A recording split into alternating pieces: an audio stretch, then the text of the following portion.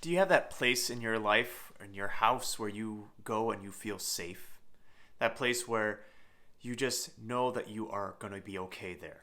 Sometimes it's just under the covers in your own bed or in your room or maybe in that special chair that just has your groove marked into it already.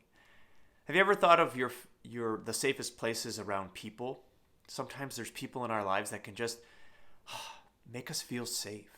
That you can be yourself around. That they are going to accept you no matter what.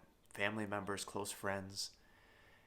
And this is honestly who Jesus ought to be for us. And sometimes we get the wrong image of him, thinking, well, I can't trust him, or if I were to really go to Jesus, he would see just how broken I am, how sinful I am, how dirty and messed up I am.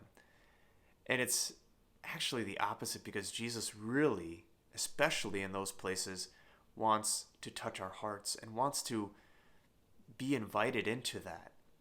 Jesus came to earth when he was completely all in all, that he had everything he needed in heaven with his Father. But he came to earth and, things got more messy for him. But he did that out of complete love. The church ought to be that place for us where we feel safe, where we feel that we can come and be wrapped up in the arms of the Lord. Jesus says today in the gospel that beautiful phrase, "Come to me, all you who labor and are burdened, and I will give you rest." The church is that place where we can really find rest because we don't have to be anything else.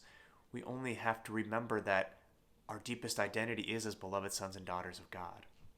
Today we celebrate the feast day of St. Ambrose, who was a bishop of the church. He was actually elected out of popular acclaim. He had to be first ordained a priest and then a bishop. But he was such an outstanding preacher and teacher and just a wonderful defender of the faith. And people loved to listen to him speak. People came to him and they felt at home. That ought to be what it feels like for us in the church, what it ought to be like for us with Jesus. Because it's only with him that there is true rest. Our hearts yearn for him ultimately, and nothing else will satisfy.